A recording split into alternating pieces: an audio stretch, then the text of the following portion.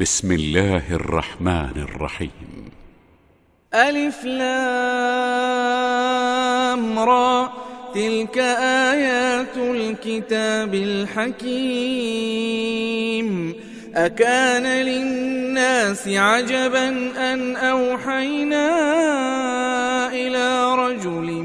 منهم أن أنذر الناس وبشر الذين آمنوا أن لهم قدم صدق عند ربهم. قال الكافرون إن هذا لساحر مبين. إن ربكم الله الذي خلق السماوات والأرض في 6 أيام ثم استوى على العرش يدبر الأمر، ما من شفيع إلا من بعد إذنه. ذلكم الله ربكم فاعبدوه، أفلا تذكرون. إليه مرجعكم جميعا، وعد الله حقا، إنه يبدأ الخلق ثم يعيده ليجزي الذين آمنوا وعملوا الصالحات بالقسط، والذين كفروا لهم شراب من حميم وعذاب أليم بما كانوا يكفرون. هو الذي جعل الشمس ضياء والقمر نورا وقدره منازل لتعلموا عدد السنين والحساب. ما خلق الله ذلك إلا بالحق، يفصل الآيات لقوم يعلمون. إن في اختلاف الليل والنهار وما خلق الله في السماوات والأرض لآيات لقوم يتقون. إن الذين لا يرجون لقاءنا ورضوا بالحياة الدنيا واطمأنوا بها والذين هم عن آياتنا غافلون أولئك مأواهم النار بما كانوا يكسبون. إن الذين آمنوا وعملوا الصالحات يهديهم ربهم بإيمانهم، تجري من تحتهم الأنهار في جنات النعيم. دعواهم فيها سبحانك اللهم وتحيتهم فيها سلام، وآخر دعواهم أن الحمد لله رب العالمين. ولو يعجل الله للناس الشر استعجالهم بالخير لقضي إليهم أجلهم، فنذر الذين لا يرجون لقاءنا في طغيانهم يعمهون. وإذا مس الإنسان الضر دعانا لجنبه أو قاعدا أو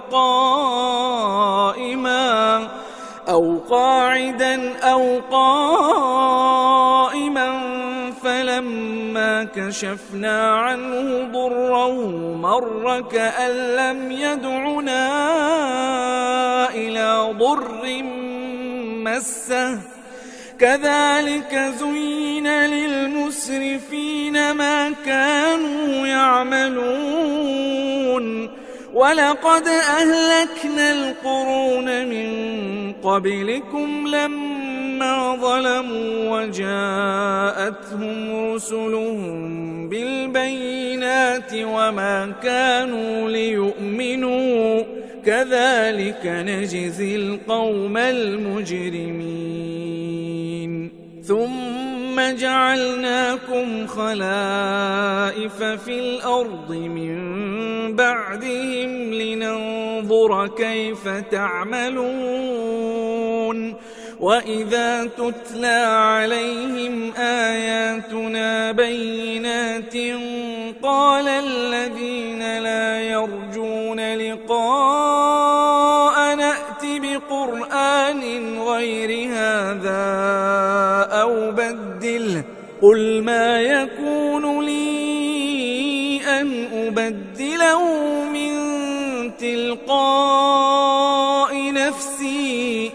إن أتبع إلا ما يوحى إلي إني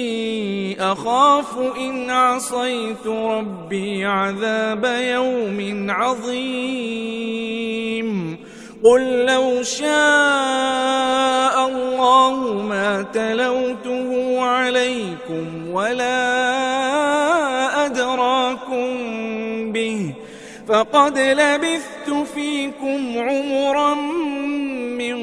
قبله أفلا تعقلون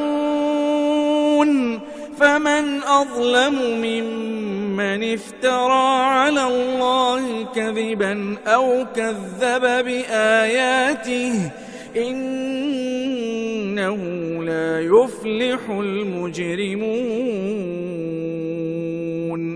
ويعبدون من دون الله ما لا يضرهم ولا ينفعهم ويقولون هؤلاء شفعاؤنا عند الله قل أتنبئون الله بما لا يعلم في السماوات ولا في الأرض سبحانه وتعالى عما يشركون وما كان الناس إلا أمة واحدة فاختلفوا ولولا كلمة سبقت من ربك لقضي بينهم فيما فيه يختلفون ويقولون لولا أنزل عليه آية من ربه فقل إنما الغيب لله فانتظروا إني معكم من المنتظرين وإذا أذقنا الناس رحمة من بعد ضراء مستهم إذا لهم مكر في آياتنا قل الله أسرع مكرا إن رسلنا يكتبون ما تمكرون هو الذي يسيركم في البر والبحر حتى إذا كنتم في الفلك وجرين بهم بريح طيبة وفرحوا بها جاءتها ريح عاصف وجاءهم الموج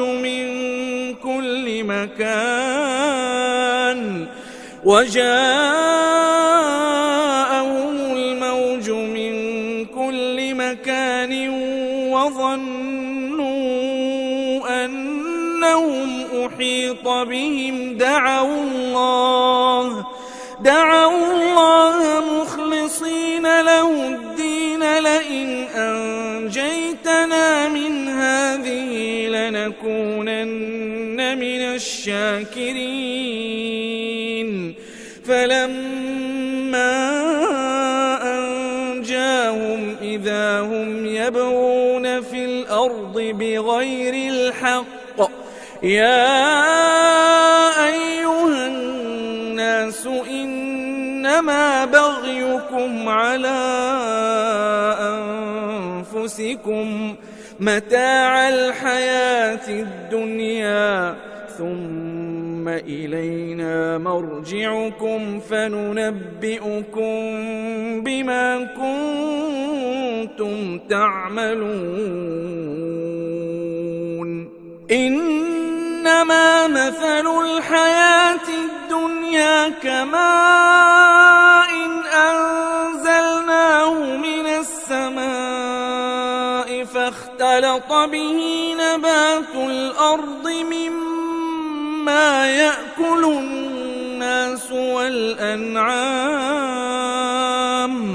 فاختلط به نبات الأرض مما يأكل الناس والأنعام حتى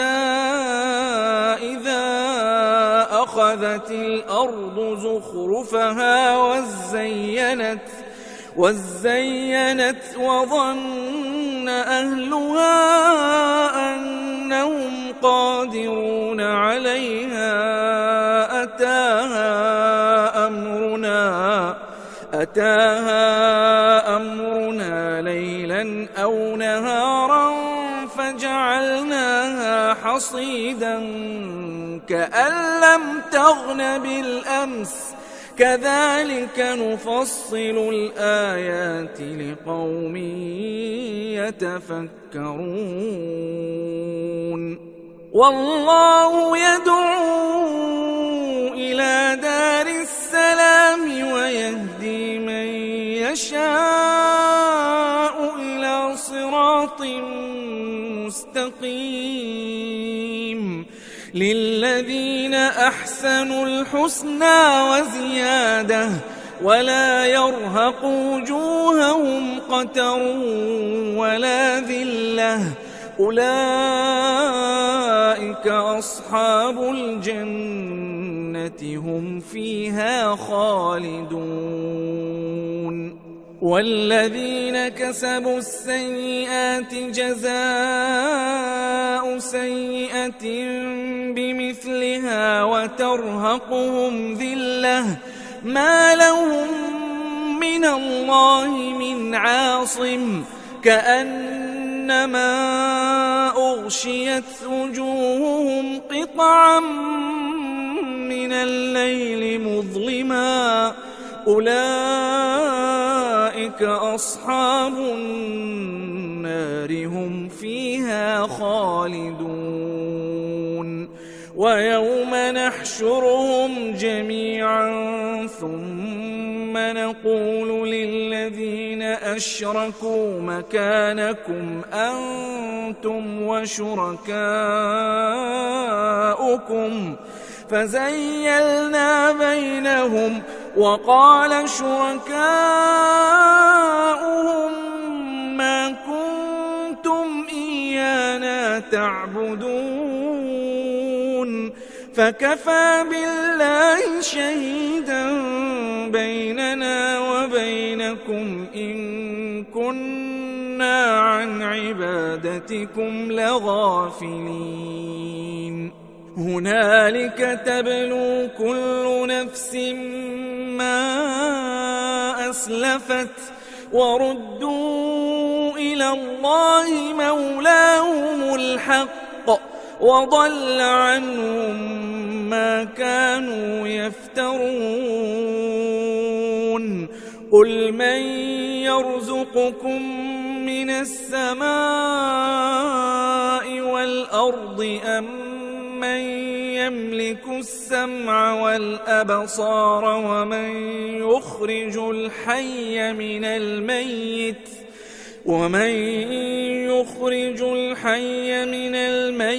ويخرج الميت من الحي ومن يدبر الأمر فسيقولون الله فقل أفلا تتقون فذلكم الله ربكم الحق فماذا بعد الحق إلا الضلال فأنى تصرفون كذلك حقت كلمة ربك على الذين فسقوا أنهم لا يؤمنون قل هل من شركائكم من يبدأ الخلق ثم يعيده قل الله يبدأ الخلق ثم يعيده فأنى تؤفكون قل هل من شركائكم من يهدي إلى الحق قل الله يهدي للحق أفمن يهدي إلى الحق أحق أن يتبع أم من لا يهدي إلا أن يهدى فما لكم كيف تحكمون وما يتبع أكثرهم إلا ظنّا إن الظن لا يغني من الحق شيئا إن الله عليم بما يفعلون وما كان هذا القرآن أن يفترى من دون الله ولكن تصديق الذي بين يديه وتفصيل الكتاب لا ريب فيه من رب العالمين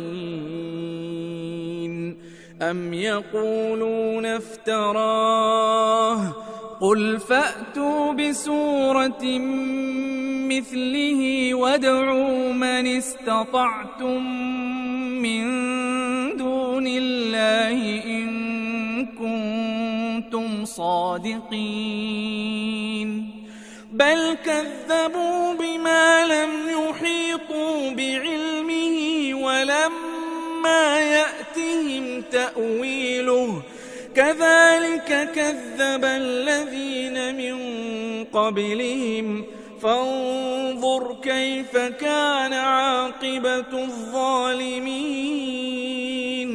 ومنهم من يؤمن به ومنهم من لا يؤمن به وربك أعلم بالمفسدين وإن كذبوك فقل لي عملي ولكم عملكم أنتم بريئون مما أعمل وأنا بريء مما تعملون ومنهم من يستمعون إليك أفأنت تسمع الصم ولو كانوا لا يعقلون ومنهم من ينظر إليك أفأنت تهدي العمي ولو كانوا لا يبصرون إن الله لا يظلم الناس شيئا ولكن الناس أنفسهم يظلمون ويوم يحشرهم كأن لم يلبثوا إلا ساعة من النهار يتعارفون بينهم قد خسر الذين كذبوا بلقاء الله وما كانوا مهتدين وإما نرينك بعض الذي نعدهم أو نتوفينك فإلينا مرجعهم ثم الله شهيد على ما يفعلون ولكل أمة رسول فإذا جاء رسولهم قضي بينهم بالقسط وهم لا يظلمون ويقولون متى هذا الوعد إن كنتم صادقين قل لا أملك لنفسي ضرا ولا نفعا إلا ما شاء الله لكل أمة أجل إذا جاء أجلهم فلا يستأخرون ساعة ولا يستقدمون قل أرأيتم إن أتاكم عذابه بياتا أو نهارا ماذا يستعجل منه المجرمون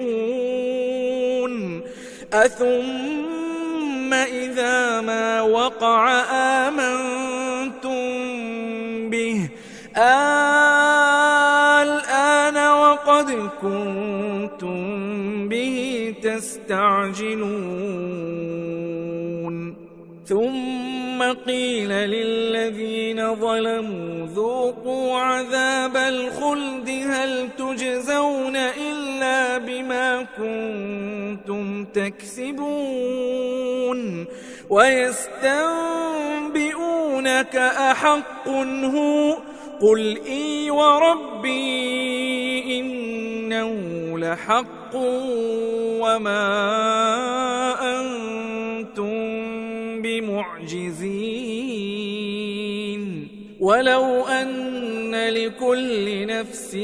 ظلمت ما في الأرض لافتدت به وأسروا الندامة لما رأوا العذاب وقضي بينهم بالقسط وهم لا يظلمون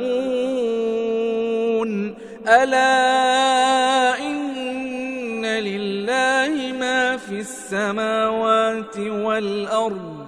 ألا إن وعد الله حق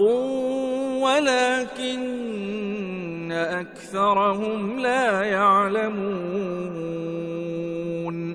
هو يحيي ويميت وإليه ترجعون يا أيها الناس قد جاءتكم موعظة من ربكم وشفاء لما في الصدور وهدى ورحمة للمؤمنين قل بفضل الله وبرحمته فبذلك فليفرحوا هو خير مما يجمعون قل أرأيتم ما أنزل الله لكم من رزق فجعلتم منه حراما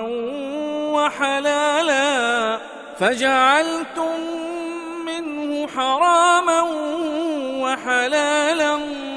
قل الله أذن لكم أم على الله تفترون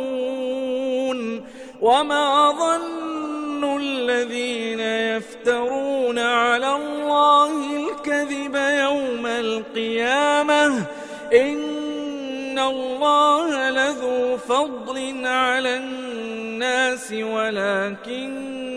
أكثرهم لا يشكرون وما تكون في شأن وما تتلو منه من قرآن ولا تعملون من عمل إلا كنا عليكم شهودا إذ تفيضون فيه وما يعزب عن ربك من مثقال ذرة في الأرض ولا في السماء ولا أصغر من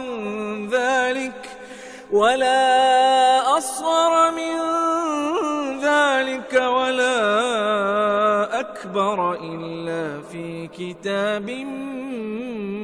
مبين. ألا إن أولياء الله لا خوف عليهم ولا هم يحزنون الذين آمنوا وكانوا يتقون لهم البشرى في الحياة الدنيا وفي الآخرة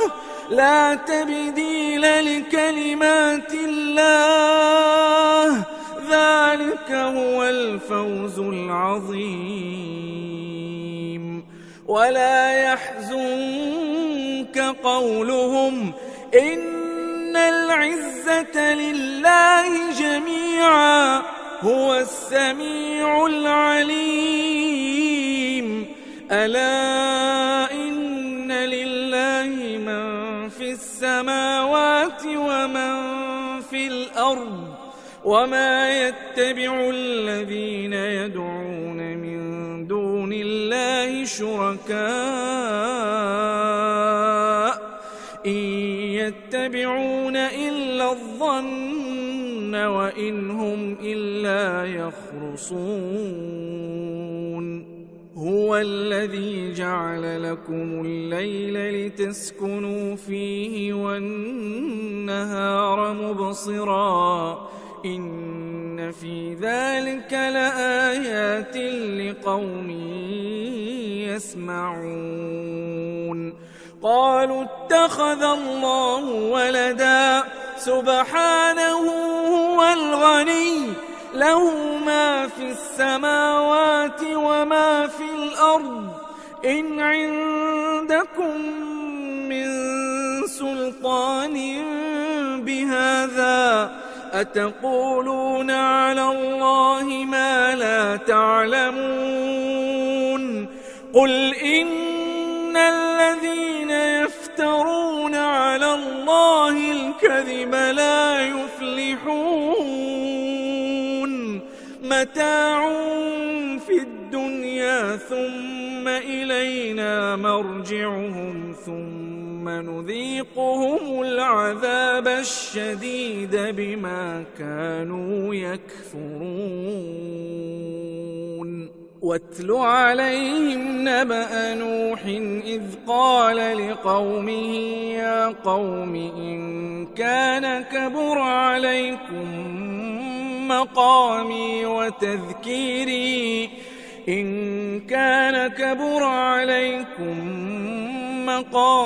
وتذكيري بآيات الله فعلى الله توكلت فأجمعوا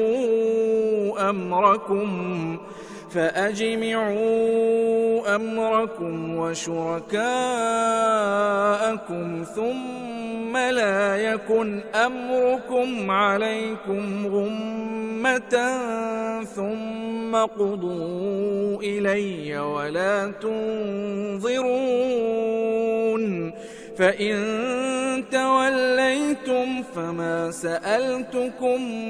من أجر إن أجري إلا على الله وأمرت أن أكون من المسلمين. فكذبوه فنجيناه ومن معه في الفلك وجعلناهم خلائف وأغرقنا الذين كذبوا بآياتنا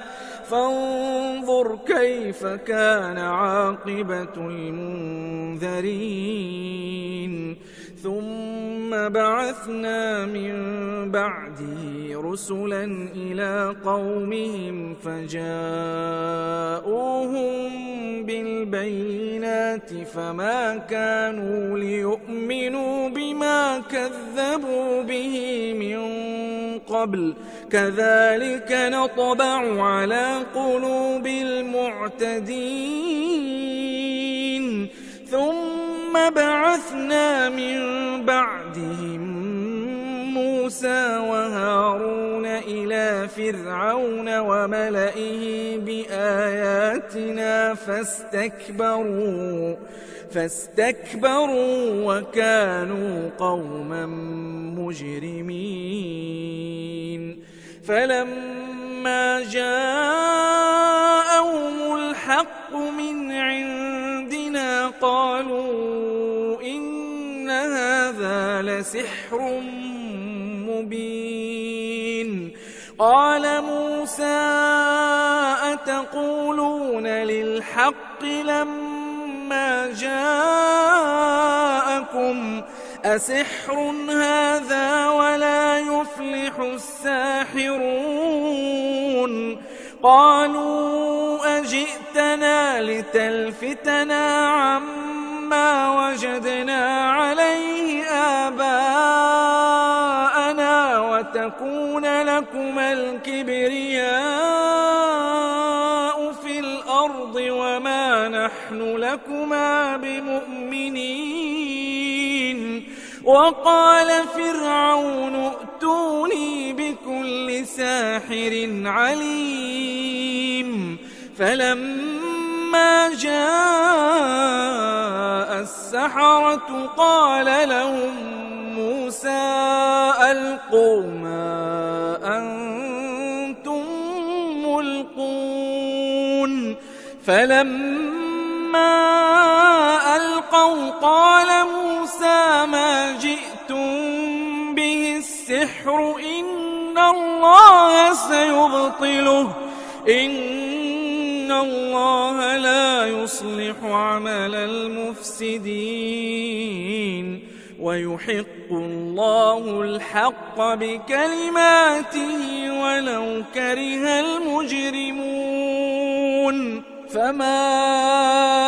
آمن لموسى إلا ذرية من قومه على خوف من فرعون وملئهم أن يفتنهم وإن فرعون لعال في الأرض وإنه لمن المسرفين وقال موسى يا قوم إن كنتم آمنتم بالله فعليه توكلوا إن كنتم مسلمين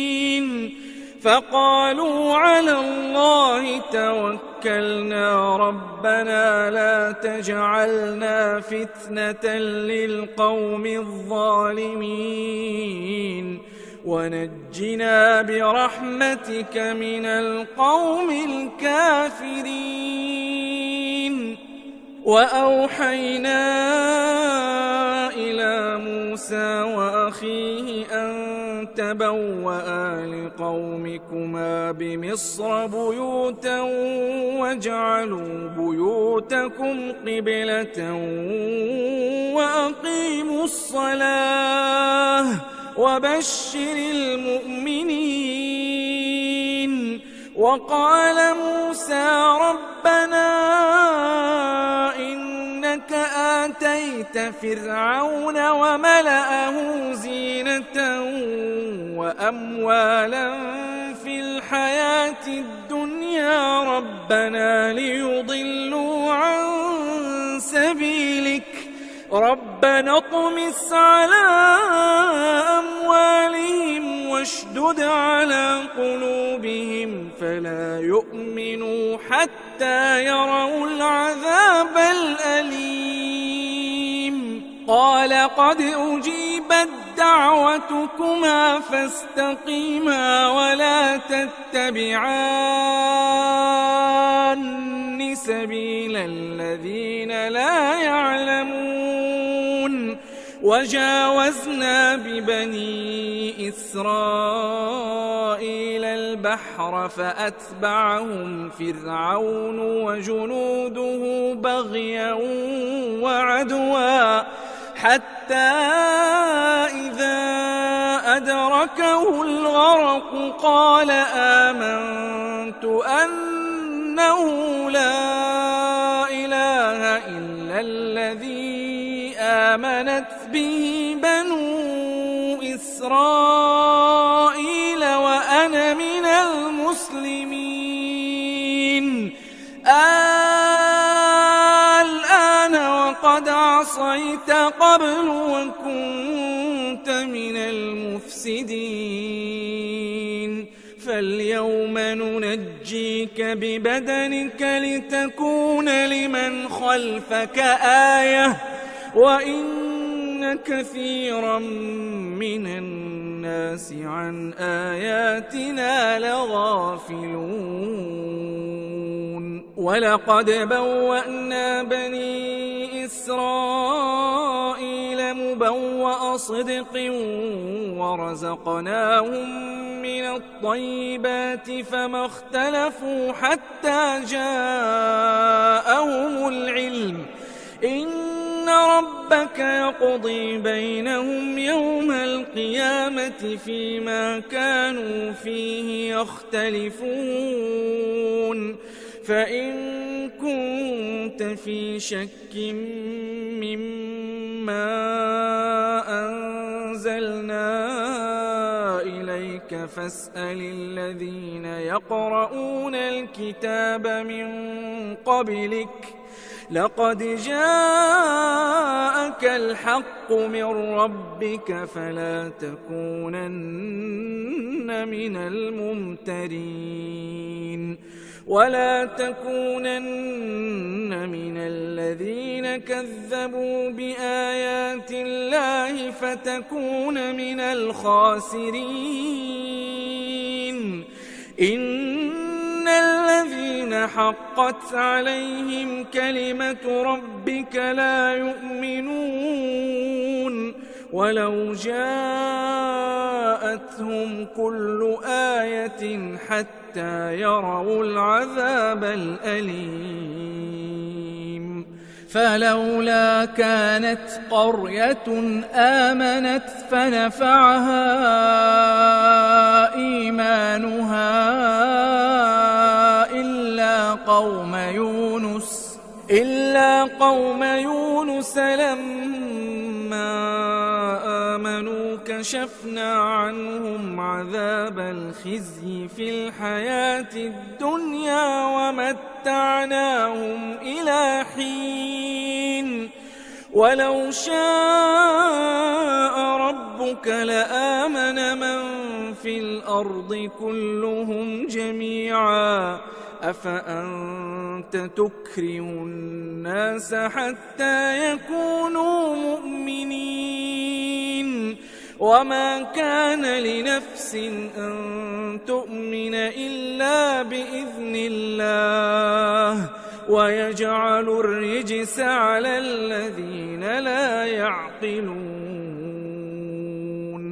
قل انظروا ماذا في السماوات والأرض وما تغني الآيات والنذر عن قوم لا يؤمنون فهل ينتظرون إلا مثل أيام الذين خلوا من قبلهم قل فانتظروا إني معكم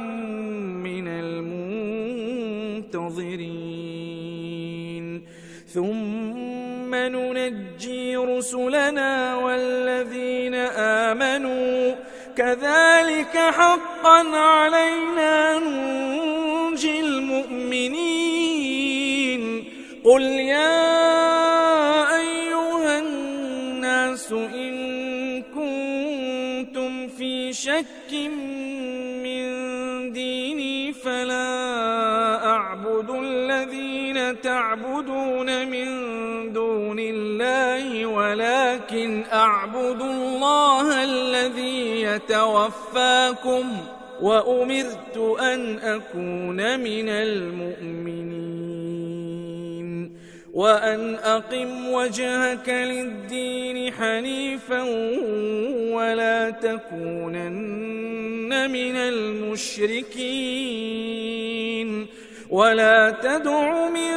دون الله ما لا ينفعك ولا يضرك فإن فعلت فإنك إذا من الظالمين وإن يمسسك الله بضر فلا كاشف له إلا هو وإن يردك بخير فلا راد لفضله يصيب به من يشاء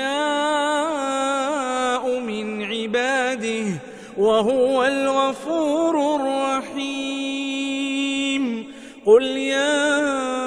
أيها الناس قد جاءكم الحق من ربكم فمن اهتدى فإنما يهتدي لنفسه ومن ضل فإنما يضل عليها وما أنا عليكم